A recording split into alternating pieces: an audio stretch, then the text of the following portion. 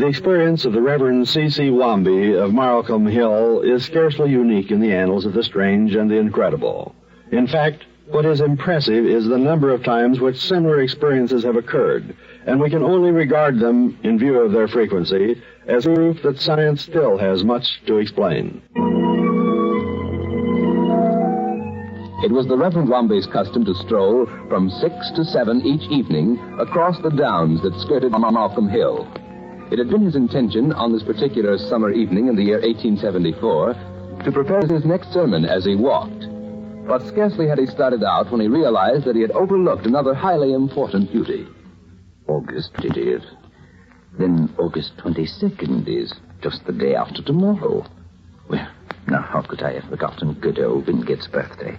This would have been the first time in more than 30 years that the Reverend Wamby had failed to remember the birthday of that friend of his childhood, Dr. Bartley Wingett. In a moment, his sermon was forgotten, and he was absorbed in the task of composing his congratulatory message. You, my dear Wingett, are one of the few men in London, indeed in the whole world, who really should be congratulated on reaching your age. Our view, one says, lucky Wingett. He's only 68. I think he'll like that. I doubt if he will, Reverend. Why waste your time writing to a dead man? The voice that spoke these strange, sinister words could not have been more than 2 feet away, and yet there was no one near him. There was not even a tree within 20 yards behind which a man might hide. I must have imagined it. Let me see now. Where was I? Oh, yes. Lucky Wingett. He's only 68. Dead men don't read letters. This time, the Reverend Wamby did not pause to investigate. Instead, he turned his footsteps hurriedly toward home. That night, after dinner, he finished the letter and posted it without further interruption.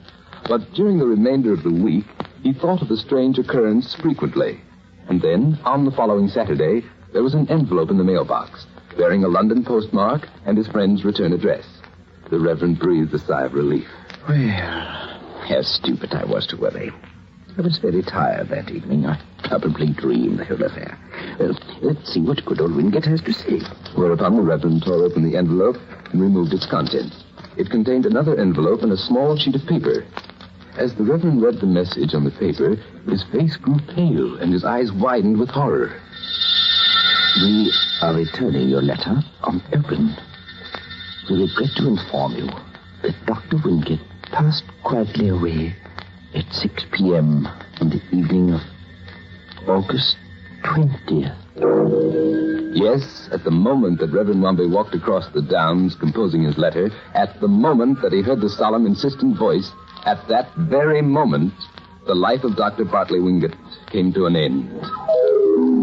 This is only one of the more impressive of the thousands of stories of those who have, by some mysterious intuition, known of the death of someone among their family or friends. And it, like all the others, remains simply a story, incredible but true.